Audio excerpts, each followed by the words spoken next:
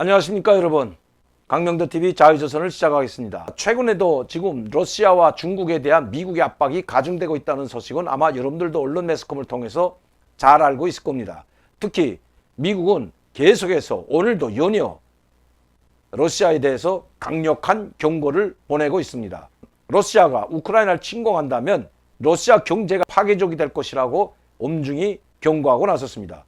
그리고 미군의 군사력도 이 나토에 더 많이 배치하겠다는 것도 강조하고 나섰습니다. 자, 이런 와중에 지금 여러분들도 아시다시피 영국 리버풀에서 지금 외교장관 회담이 열리고 있는데 유럽연합과 G7이 중국과 러시아를 향해서 강력한 경고 메시지용 성명을 발표했습니다. G7 그리고 유럽연합 나라들에서 러시아의 경고의 목소리를 내고 있다. 우크라이나 사태와 관련해서 연일 보도하고 있는데요. G7과 유럽연합 외교장관들이 영국 리버풀에서 4일간의 회담을 마치고 현지 시간 12일 공동 성명문을 발표했는데 이 성명에는 이 외무장관들은 우리가 해야 할 일은 러시아가 우크라이나 침공을 하는 것을 막는 것이다. 러시아가 그렇게 하는 것은 전략적 실수라는 것을 분명히 해왔다. 특히 G7 외교장관들은 중국에 대해서도 강압적 경제정책에 대해 우려하고 있습니다. 즉, 그 강압적 우려 정책이라는 것은 송주에 사드 기지를 설치했을 때 중국이 우리에 대한 한한령을 내리고 일체 중국 수출을 금지시키고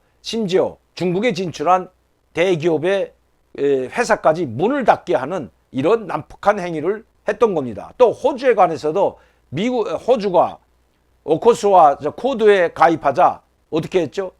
호주에서 수입되던 석탄을 전면 금지시키고 경제적으로 압박하고 있습니다. 중국은 최근에까지만 해도 25%의 고성장을 이루겠습니다. 그러다 보니까 14억인 게 엄청난 땅덩어리에 들어가는 블랙홀이라고 할 정도로 동남아 국가들 비롯한 전 세계의 물자들을 끊임없이 빨아들였을 뿐만 아니라 그것을 다시 가공해서 전 세계에 수출하는 굴뚝공장, 즉 가공 형태로 선진 국가들이 하지 않는 뭐 생필품이라든가 이런 많은 그 공장들을 중국에 끌어들여 가지고 그렇게 해왔죠. 굴뚝산업이라고 하는 이런 공장들을 전 세계에서 유치한 것이 바로 중국입니다. 그런데 그것이 오히려 중국에는 환경을 파괴하는 데는 일조했는지 모르지만 미국을 비롯한 전 세계 이 선진 국가들이 메이드 인 차이나 이 중국에서 만드는 제품이 아니면 생필품을 구할 수가 없을 정도로 용량이 막강해졌습니다. 이런 무기를 가지고 이 동남아 국가들을 경제적으로 압박할 뿐만 아니라 1대1로라는 새로운 실크로드, 고속철도를 연결하고 항만, 도로들을 연결해 주면서 그 나라들에 대한 경제적 침투를 강화해왔죠. 그건 아세아와 아프리카 나라들의 엄청납니다. 이번에 라오스에도 상해에서부터 라오스까지 가는 그 철도, 고속열차를 놨다고 합니다. 라오스에는 아마 이게 엄청난 경제적 효과를 볼 것으로 보이지만 이 내면은 이것은 공짜로 놔준 것이 아니라 차관 형태로 놨기 때문에 경제적으로 예속될 수밖에 없다는 것입니다. 이러한 1대1을 통한 차관 형식으로 주고 나서 그것을 다시 빨아들여 가겠지만 거기에 대한 모든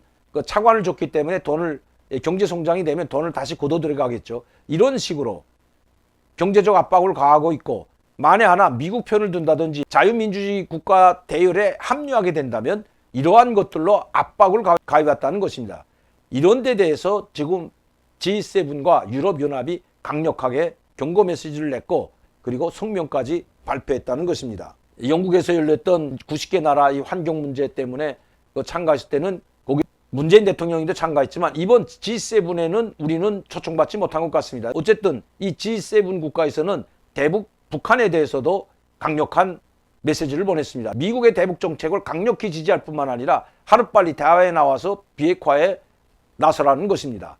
가장 강력한 메시지는 러시아와 중국에 보낸 것입니다. 지금 뭐 대면회담 안 하죠. 이번에도 2시간 동안 바이든 대통령과 푸틴 대통령이 정상회담을 했지만 화상회담을 통했습니다. 그러나 푸틴 대통령은 강력한 대면 회담을 원한다고 이야기했습니다. 그러면서 우크라이나 문제를 푸틴 대통령은 바이든 대통령과 만나서 호심하게 탄회하게 다 모든 것을 털어놓고 만나서 이야기해보자는 것입니다. 누구의 잘못인지 아마 면전에서 따지려고 드는 것 같습니다. 옛 소련에 속해 있던 동구권 사주나라들이 모두 러시아를 배신하고 나토에 가입한 데 대한 러시아의 우려가 불만이 상당히 큰 거죠. 이번에 우크라이나까지 나토에 가입하는 것을 승인했기 때문에 이것만은 절대 용서하지 못하겠다는 것이 푸틴 대통령입니다. 그렇게 나토와 미국이 러시아를 국경까지 무력을 동쪽 러시아 국경까지 진입시키고 그리고 최전방을 나토 무력과 러시아 무력이 대치하는 이런 상황으로 몰고 가는 것은 바로 유럽연합, 나토와 미국이라는 것입니다. 여기에 대한 한번 만나서 붙어보자는 것이 푸틴 대통령의 생각인 것 같습니다. 그러면서도 지금 푸틴 대통령은 이 나토를 순식간에 초토화시킬 수 있다는 극초음속 미사일 성공에 대해서도 지금 자랑하고 있을 뿐만 아니라 그 미사일이면 수초 만에 나토 무력을 무능화시킬 수 있다는 이런 이야기까지 하고 있는 것입니다.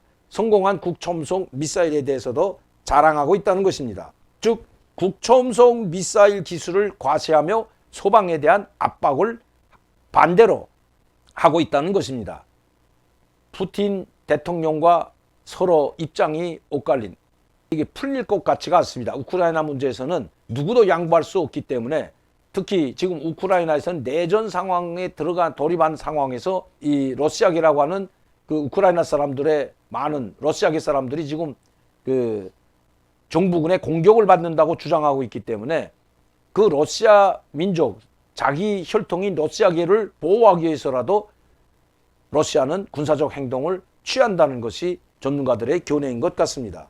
어쨌든 이렇게 첨예하게 대립하고 있는 미국과 러시아, 나토와 이 러시아 군사력 팽창은 이 군사적 충돌은 불가피해 보일 것 같습니다. 물론 바이든 대통령이 미군 병력을 직접 투입하지는 않겠지만 우크라이나에 대한 군사적 지원을 계속해서 강화해 나가겠다고 했습니다. 우크라이나도 미국과 나토에 지금 무기를 요청하고 나섰습니다. 군사 원조, 즉 무기를 원조해 줄 것을 강력하게 요구하고 나섰습니다. 그런데 미국의 군사 원조 2억 달러도 독일이 막아서 나토를 통해서 우크라이나에 들어가지 못했다는 뉴스가 나와 있습니다. 그러면 독일은 왜 이렇게 우크라이나에 나토가 개입하는 것을 군사 원조나 원조도 그렇고 나토가 우크라이나를 도와주는 것을 왜 막고 있을까요? 바로 노스트림이라는 이 가스관, 즉 러시아에서부터 우크라이나를 거치지 않고 직접 독일로 오는 이 가스관 때문이라는 것입니다. 러시아는 계속 제재를 받고 있는 나라고 뭐 미국과 유럽으로부터 지금도 경제 제재를 받고 있습니다. 이 우크라이나 크림반도 때문에.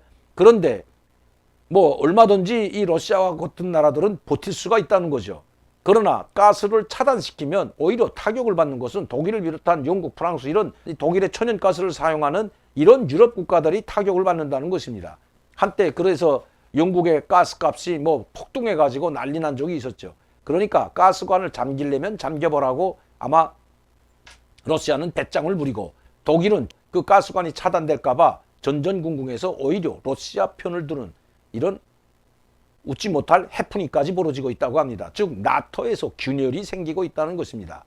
푸틴 대통령의 자신감, 우크라이나를 내년 초 1월이나 2월에 침공해서 돈바스 지역의 2개 자치공항을 독립시키겠다는 이 푸틴 대통령의 계획은 실현될 것 같습니다. 우크라이나는 여기에 강력 반발해서 독일에게 강력 반발하고 나섰습니다. 그러나 유로존에서, 즉 유럽연합에서 강력한 위치에 올라 있는 것은 바로 독일입니다. 프랑스보다도 독일과 영국이 이 프랑스 세 개 나라가 유럽연합을 이끌어왔다면 이제 강력한 리더십을 가졌던 영국이라는 나라가 탈퇴했기 때문에 이제 독일과 프랑스만이 남았습니다. 뭐 이태리, 스페인은 다 경제적으로 비칠비칠하기 때문에 유럽연합에 가장 돈을 많이 내는 나라가 바로 프랑스와 독일이기 때문입니다. 그 중에서도 독일이 가장 많은 돈을 내고 있기 때문입니다. 그런데 유럽연합에 가장 돈을 많이 내고 있는 독일, 자칫하다간 독일도 탈퇴하겠다고 하지 않을까요? 어쨌든 자관 유럽연합이 지금 내분에 휩싸인 것 같습니다. 우크라이나 문제로 갈등이 빚어지고 있다고 합니다. G7 외교 장관회의 공동, 개발장관회의 공동 성명. 첫 번째 우크라이나 사태, 우크라이나를 향한 러시아의 군사력 증강과 공격적 행위를 수사를 규탄한다 했습니다. 또 외교 소식통을 추구하며 투명한 군사 행위에 관한 국제 약속 준수를 요구한다. 중국에 대해서는 대만 해협의 평화와 안정의 중요성 등 다양한 이슈와 문제에 관해서 성명을 발표했습니다. 즉 동남아 나라 단 개발도상국 나라들에 대한 경제적 압박을 중지하라는 것입니다. 경제 정책에 대한 우려를 표명한다는 이런 성명을 발표한 것입니다. 그러나 중국은 뭐 이런데 아랑곳하지도 않죠. 이쯤 되는 뭐 경제 제재를 가하겠다는 거나 이런 건 아무것도 없습니다. 그냥 우려만 표명했고, 러시아에는 강력한 경고를 보낸 G7 외교장관 회의, 그리고 유럽 연합 국가들. 그러나 중국은 오히려 강력한 반발을 하지만 이 러시아는 강력한 경고를 했지만 중국 경제 압박 정책에 대해서는 약간의 우려만 표명한 것입니다. 그건 또 왜 그럴까요? 그건 바로 광활한 중국의 수출 시장을 놓고 중국이 물자를 수입하거나 유럽 국가에서 생산한 농산물이나 공산품을 수입하지 않게 된다면 이 유럽 연합 국가들도 타격을 받기 때문이라고 합니다. 그러니까 이 중국의 거대한 시장 때문에 유럽 연합도 중국의 눈치를 보는 것 같습니다.